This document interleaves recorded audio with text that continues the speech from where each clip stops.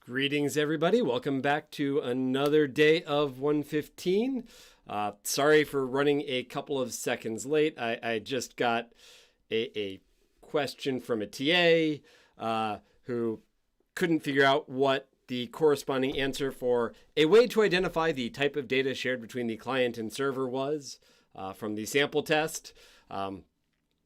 There's a reason they couldn't find a corresponding answer, and that is I made it up. That doesn't exist. So hope you all are doing okay. Hope you all are staying healthy. Hope you all are enjoying the final day of spring term. Hope you all are having better weather than we're having in Buffalo. I don't know where you are. It is currently still snowing outside my house. Now, to be fair, the snow isn't sticking at all, and I don't even think it's near freezing right now. But it's May 8th. It should not be snowing anymore. I'm done with this snow. Though, to be fair, perfectly good example of 2020. So, purpose of today this video is to answer any remaining questions you might have about the final exam, course material that could appear on the final exam, that sort of idea. Just to give you an idea, there will be 20 questions on the final exam, which I think duplicates how many there were on the how many sample questions there were. I'm not positive about that. There'll be 80 points for each of the 4 modules. Please, the sample questions will be available until 7 o'clock on Monday, 7 p.m. on Monday. So you can continue to use it. If you have questions about what the correct answers are, feel free to post something in Piazza. Be aware that over this weekend, I probably will not be available on Piazza much, if at all. I'm going to be throwing myself hard into getting this final exam as perfect as I can make it, trying to make sure there are no errors, that I accept as broad a range of valid answers as possible. Just getting everything really nailed down to limit problems that might occur. The upshot of that is that'll take a lot of time.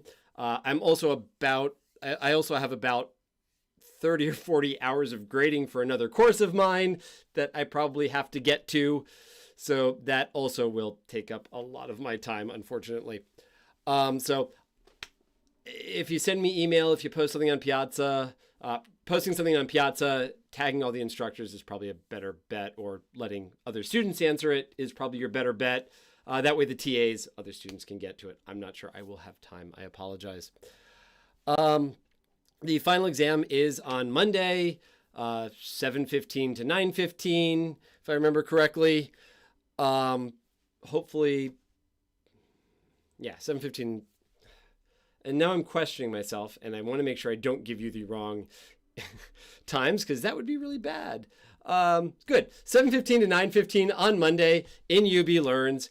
If you have questions during the final exam, please, you can go on to Piazza. The TAs will be there. I will be there. Make sure you just make it private for instructors, and we will do our best to answer questions. Now, if your question is about the content, course content, we're not going to be able to help you. If it's about what a question is asking, what something means, we might be able to help you. So, if you're not sure whether we're going to be able to help you or not, ask. In the worst situation, we'll say we can't answer that. That's not a big deal. That happens. Not a big deal. That was one thing. Another thing, just so you all know, and I've posted all these announcements in Piazza on the video for today. I am encouraging everybody to bring a page of notes with them. Now, you cannot use any external websites or Replit. Honestly, you shouldn't need to be able to do that. You'll find it's not going to be very effective. Similarly, you don't want more than a page of notes. A page of notes is really good. You can have those tricky issues that you're just a little confused by. If there's some command, document.getElementById, or how the bottle annotations work or something like that. It's a way for you to just keep those notes handy so you can refer to them. At the same time, you could have lots and lots and lots of notes, but what you're going to find is if you have more than a page of notes, you're going to spend so much time searching through your notes that whatever benefit you have of having that extra information will get lost in searching and all the time you'll waste searching for it. Like I said, the test will have 20 questions. Questions will be presented one at a time. The order will be completely random. There are, for all intents and purposes, every student is going to be getting a separate exam. There are lots of different versions of every question, or my plan is to have lots of different versions of every question. And when you work out all of the different things, you'll discover that there are probably more possible combinations of those questions. There are almost certainly more combinations of those questions than there are students in the class. So far this semester, I've been very impressed. Everybody's been doing the right thing. There's been a lot of honesty. I really hope that stays up. It's a global pandemic. It's really horrible. I don't see any of you going, hey, here's a chance for me to take advantage of a global pandemic so I can get a couple of extra points on a test. I just don't see any of you guys doing that. I hope you wouldn't do that. Realize if you honestly, if that, I don't want to make you guys install all sorts of software, use lockdown browsers, or have to have a webcam and have 100% uptime during the test in order not I'd like to trust you all. I hope that I can trust you all. If that's what you need, if your life is so sad that you need to cheat on this test to be able to feel good about yourself or whatever, I don't know. I guess I just feel sorry for you. Maybe. I don't know. Having said that, one thing just to be aware of, I am aware that some of my questions, actually pretty much every question that has ever been asked in lab, has appeared on Chegg. To the students who posted this week's lab exam questions on Chegg, you will discover that they have been taken down, and you probably will be contacted by Chegg about that. And in fact, in a couple of days, I'm going to be getting your account information. Chegg, if there is material that's infringing on copyright and is important for academic integrity issues, the AI office, the Office of Academic Integrity, can ask Chegg to send us information. And they've done so for the questions on this week's lab exam. And please be aware, if you post to Chegg or use Chegg during next week's final exam, it's not that hard to find the questions. I'll be able to find them on Chegg. We will get your account information. It won't end well, so just don't do it. I'm not worried about that too much. So like I said, thank you all for everything this semester. I was very nervous coming into this semester. Just lots of things going on, independent of this class, partially this class. It's a lot of work running this class. I had other things going on too, 2 other courses I was teaching. And so I was a little nervous. I got very, very nervous when classes moved online. I've never taught online before.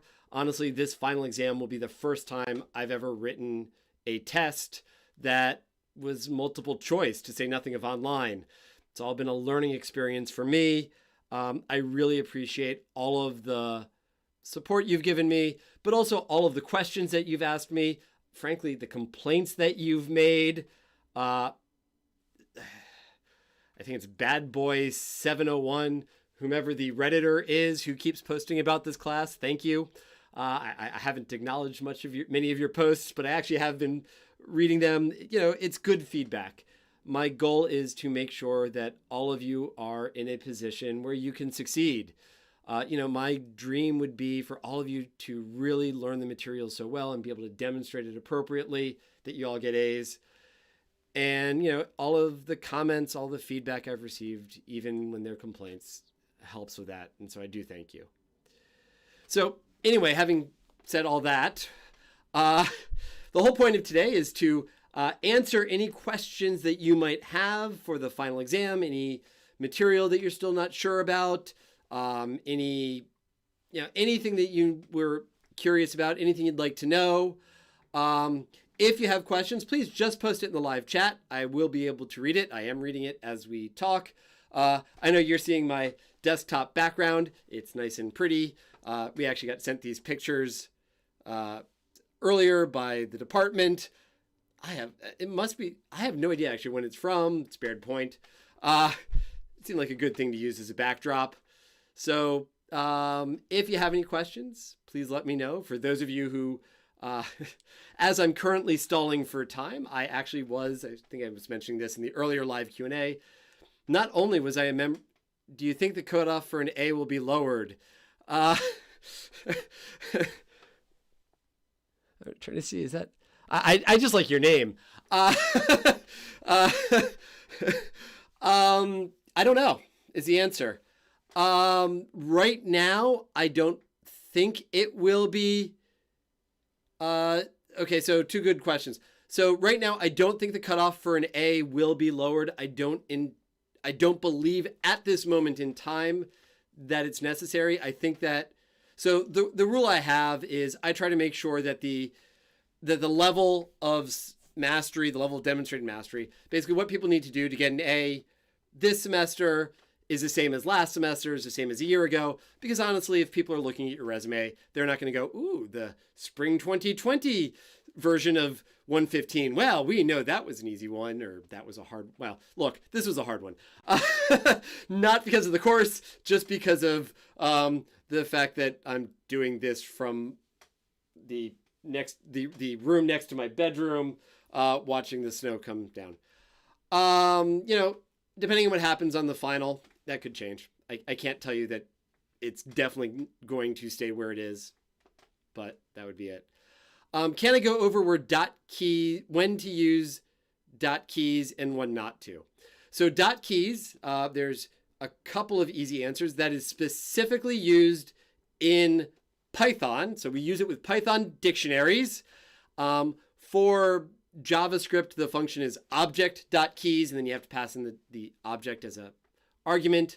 So I can actually open, I've got this here. Open a new repl for this. Yay. So suppose I've got a dictionary.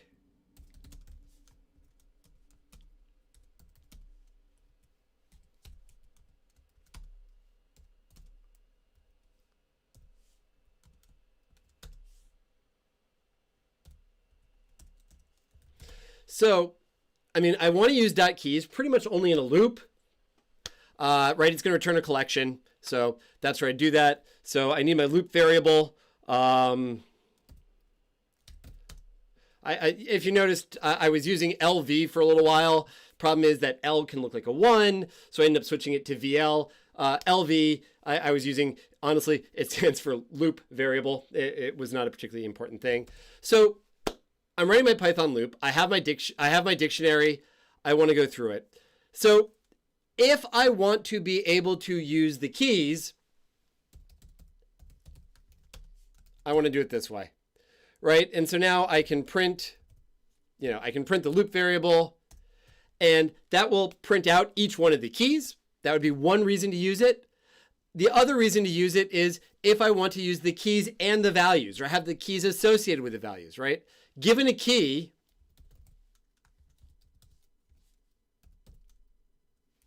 I can get to that value.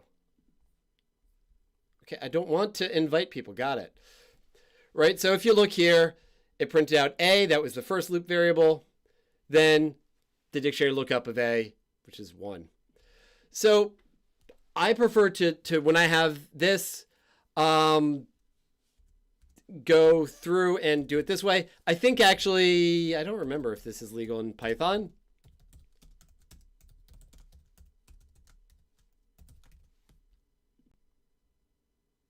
Okay, it is legal in Python to omit the dot keys.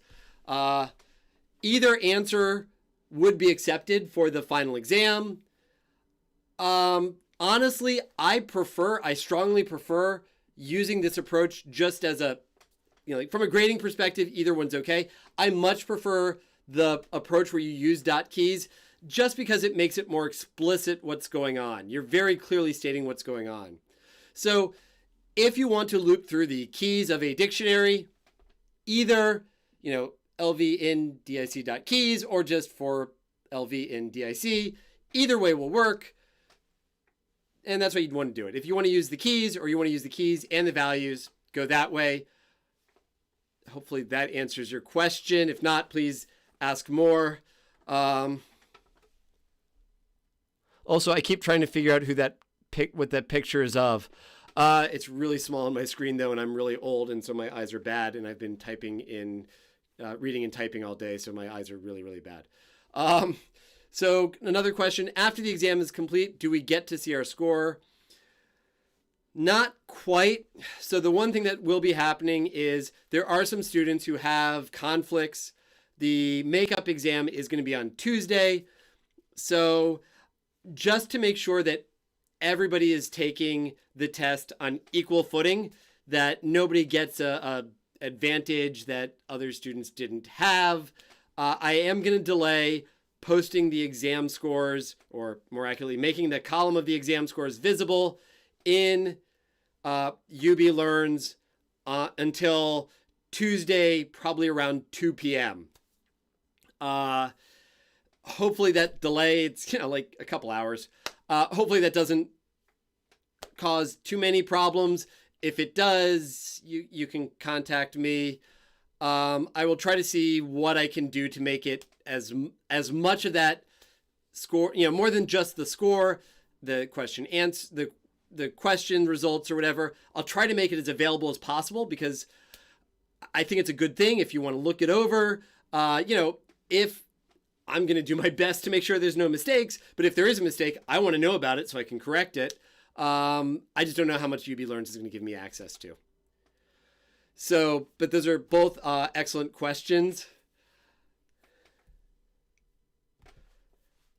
Oh, God, a physics exam so I got to be very careful what I say right now. An exam at 8 a.m. in the morning to me sounds horrible until you realize I'm old and I get up like at 5 or 6 in the morning anyway, just so I can exercise. A physics exam that early sounds absolutely horrible. I need to be a little bit quiet. My daughter wants to be a physics major when she gets to college, so would be angry with me if I said that. If you have a physics exam the next morning at 8 a.m., I strongly recommend black coffee. Going to sleep immediately after the exam, not worrying about your score until the next morning, and just being okay with it. And then after the exam, doing stuff.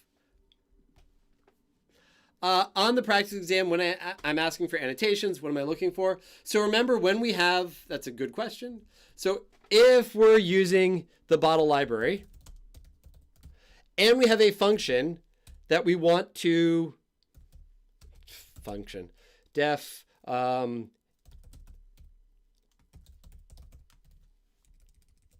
right? We want this to be able to handle some request.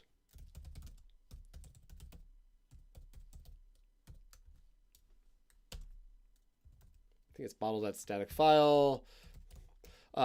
For the record, never, ever, ever, ever do this. You should never return your Python files from your server. But suppose we have a server that we wanted to return. Let me make a new file just so I have something. There. Now I can return a better file.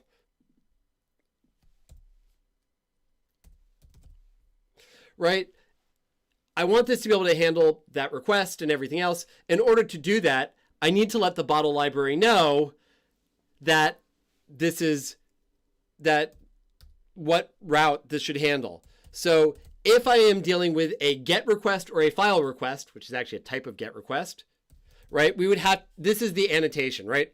At bottle.route, this will handle either a file or a GET request. Need that slash. If I want to handle a post request, there's also an annotation.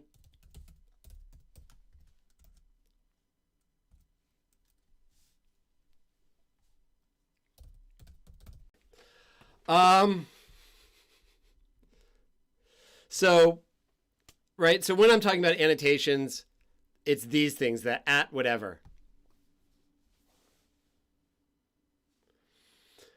If I'm running a server with live users and I have to make an update, would I have to stop the Python program, or is there any way to update it? I can't say with 100% certainty.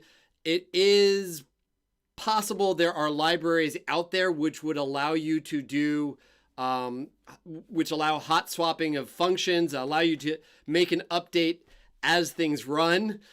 But in general, no, you're going to have to restart it. Just the nature of how Python works, how the servers in Python work. If you've ever noticed, there have been times, I can actually, hold on a second. I will show you something in a second.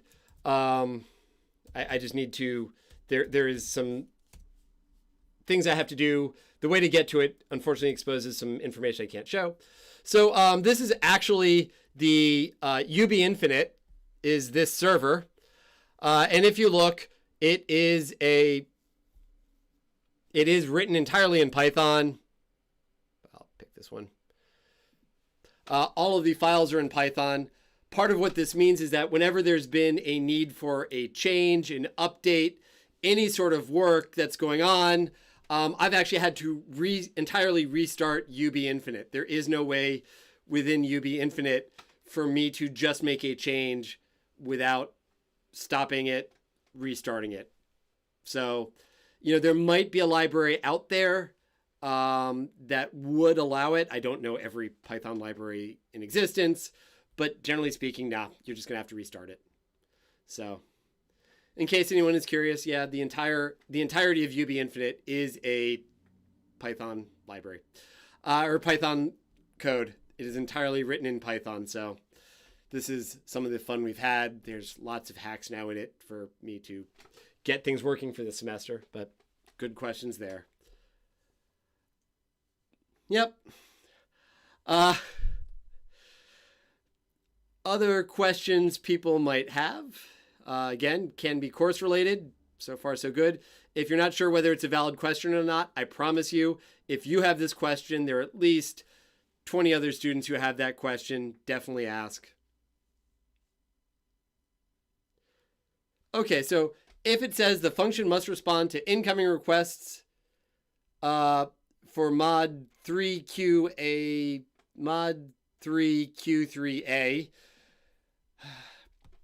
so if you're talking about the annotation you would need, yeah, well, that's just a route. So honestly, that is telling you that question was, when I was writing up that question, what that is, so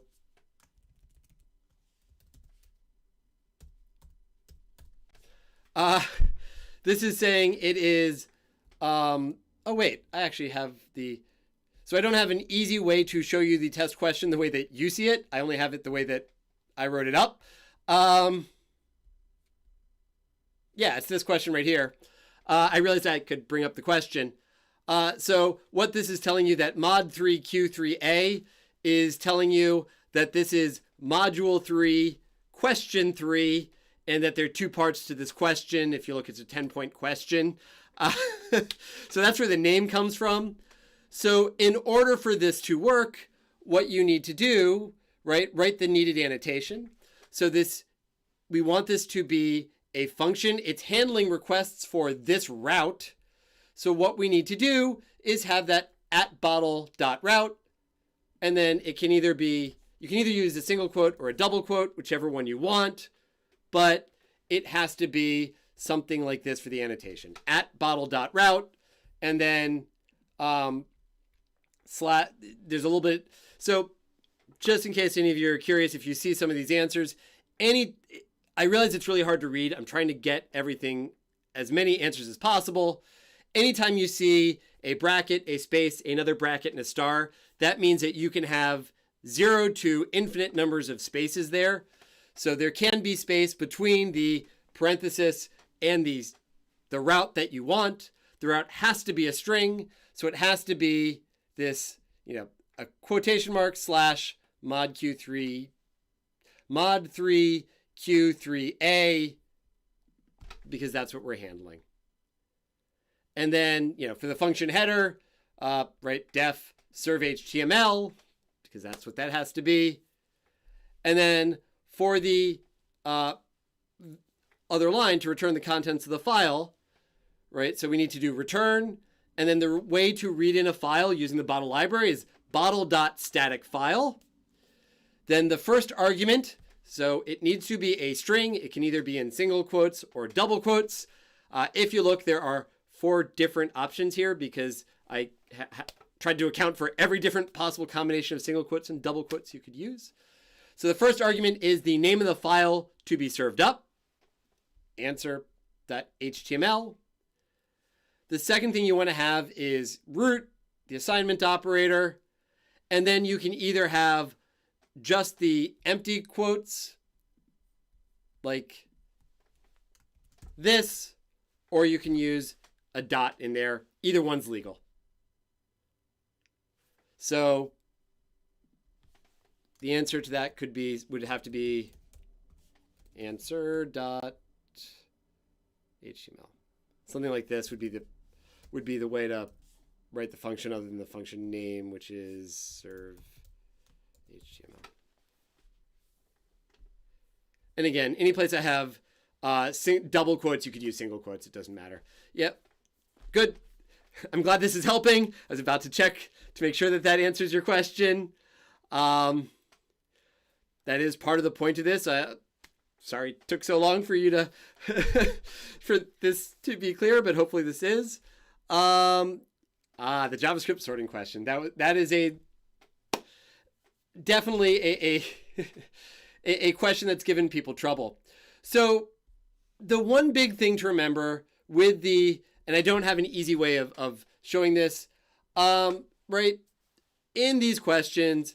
So you can see, note that the language for each question, other than pretty much, well, there are a few of them.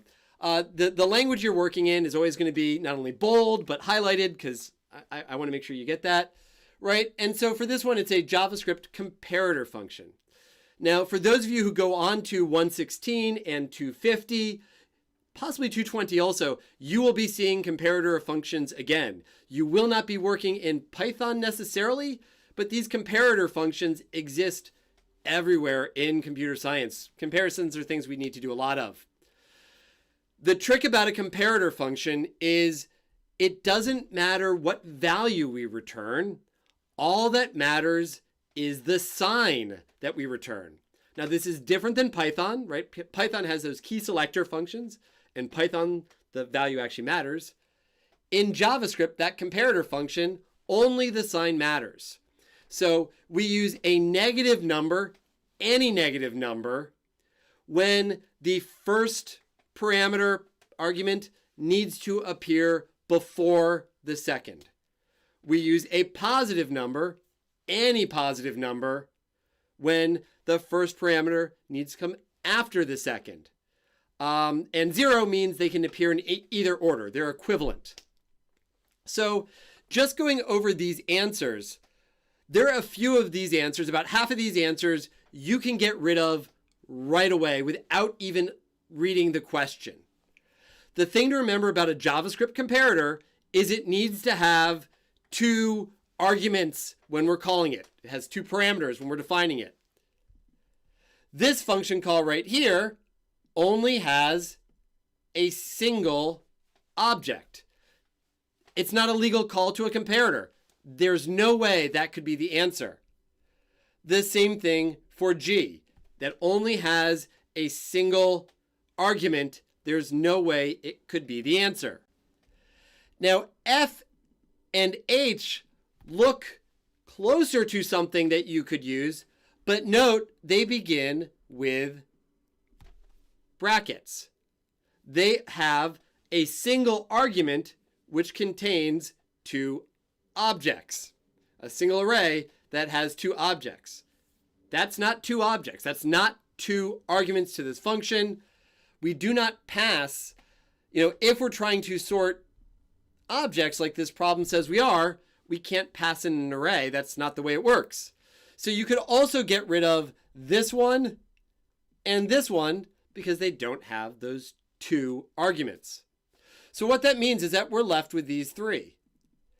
And I tried to make this a little tricky, I'll be perfectly honest with you, by throwing in some numbers that look like they might mean something, right? Like this -3, it looks like, okay, there's got to be a difference of -3 somewhere or something else.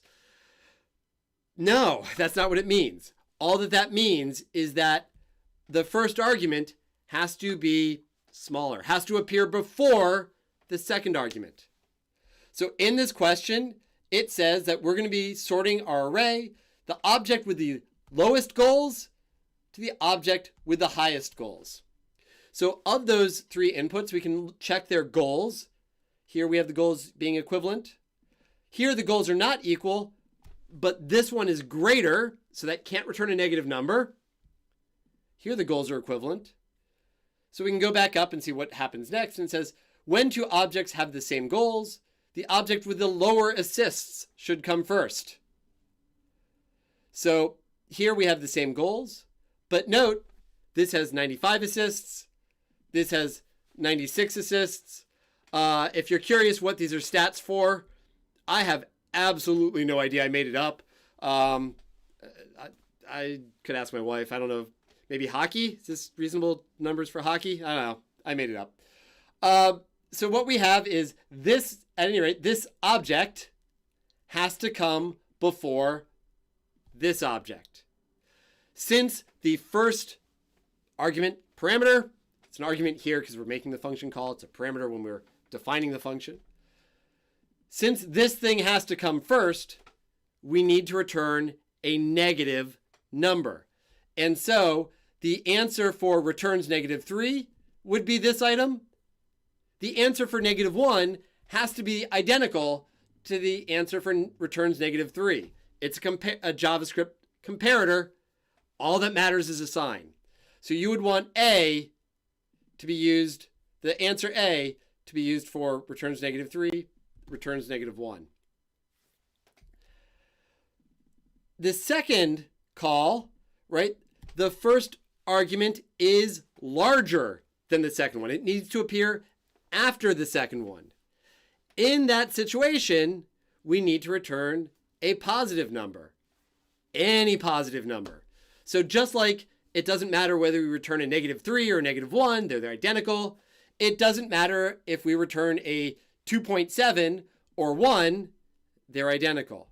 The answer for both of these would be B, right? That's the result that we need to return. Either one of those says that the first thing should appear afterward in our sorted array. For when we return 0, that means the two are equivalent. If we look at this answer here for C, they have equal numbers of goals, they have equal numbers of assists. Now their games are different, but in the question it just says objects with equal goals and assists are equivalent. Therefore, the answer for return 0 is this one. The actual order they're going to appear, the answers will appear is randomized, so you can't necessarily count on it being C. But what you want to do is just follow the instructions it's given, right? It will tell you how things have to end up being ordered. And the thing to remember is you need two arguments, two actual arguments, and which if the first argument should appear beforehand, you need to return a negative number. can I go over the question that goes 21? Blah, blah, blah. Yeah. So actually, before I do that, does that answer the question about the JavaScript sorting? Make sure I got that answered.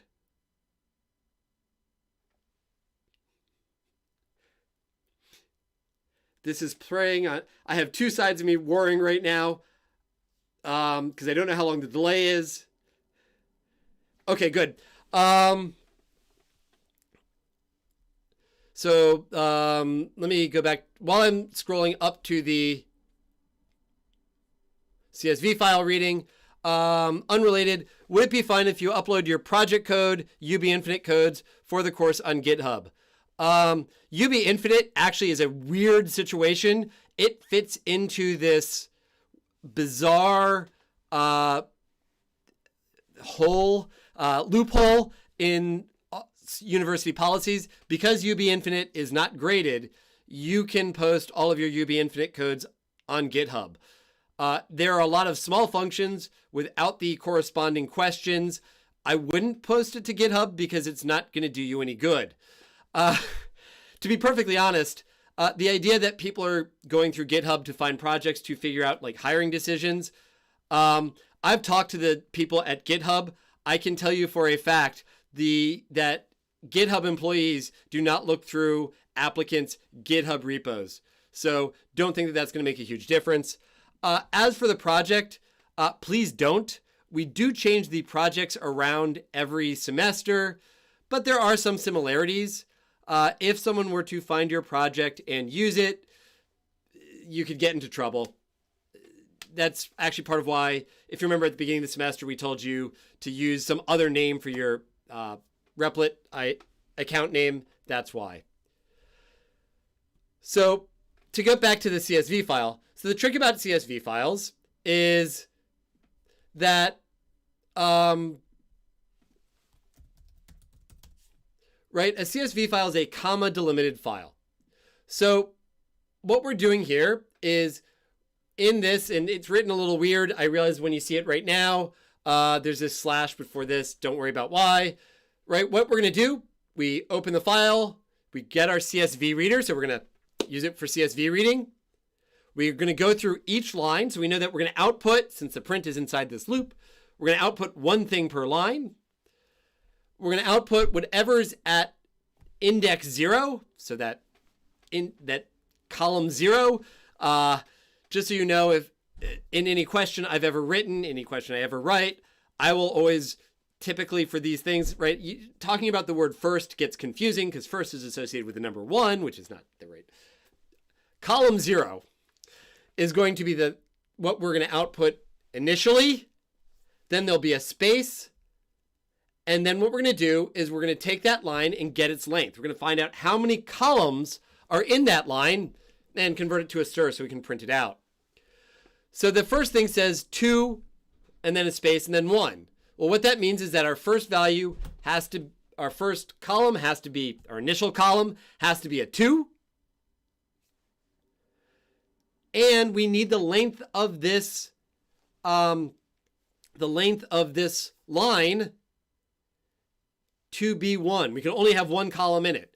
So if you want to add some spaces, not with dots, if you wanted to add some spaces, you can. If you wanted to put this in quotes, that's also legal, though you don't have to. There's no reason for that. But you can't include anything else on this line because if you did, it wouldn't have just a single column. The next thing it shows as being output is BRAC and then a 1. So again, we need to have the word BRAC because that's got to be in column 0. And we can't have anything else in this row because if we had a comma, if we had some other text, either the number of columns would change, which would output that 1 that needs to be printed out, or the contents of this column would change and it wouldn't match BRAC. I mean, you can have spaces because I just don't care. The tricky one is the last one. So we want to have hi there, and this has to be in one column, and we can keep it that way. Again, if we want to put it in quotes, we can. We don't have to. I'm going to leave it out quotes because I'm lazy. But the output says that this needs, the length of this line has to be 2. We need 2 columns. So after hi there, I need to create a second column. How do I create a second column? I use a comma, right? That's how we make columns in CSV files. So now that I've done this, I can put any text I want. I could leave it like this. This would actually be legal. Actually, I should put a space there. This would be legal. This would just have a blank second column. That's okay. I could put more text, whatever I want. We never actually print out what's at column 1. So whatever I put there is okay, but it does need to exist. The only rule is if I cannot have a comma, right? If I have a comma now all of a sudden we would have 3 columns in this row. The output would be incorrect. If you want to have a comma in there, don't. But if you wanted to, as long as it was inside of quotes, you'd be okay because that's the CSV standard, but don't worry about it. Basically, just realize after hi there, you need a comma in order to create that second column, and then you could do whatever you want. And the done that gets printed out, that gets handled at the end. Just a way of ending it. So that makes sense? That work for you?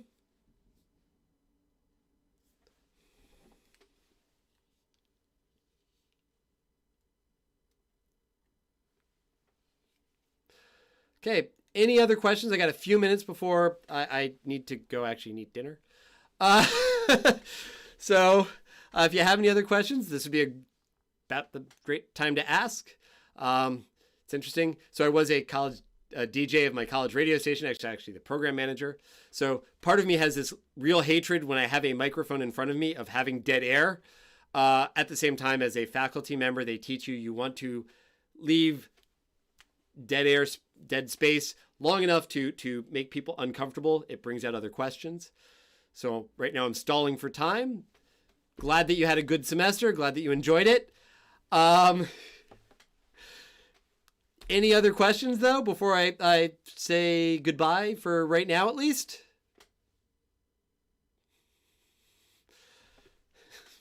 Thank you for my dedication to this class. They pay me for it. It is my job. So, I mean, I'm glad you enjoyed it. I'm glad you all had a good semester. Hopefully you have a good weekend. Hopefully wherever you are is filled with much better weather than we're having right now in Buffalo. This snow is bullshit, frankly. But if you have questions, like I said, I'm not sure about this weekend. Monday I should be definitely around. Feel free to ask. Make sure you stay safe and healthy. Have some fun. Have a good summer. Hopefully I get to see you all around the department in the fall. Thank you all, and talk to you later.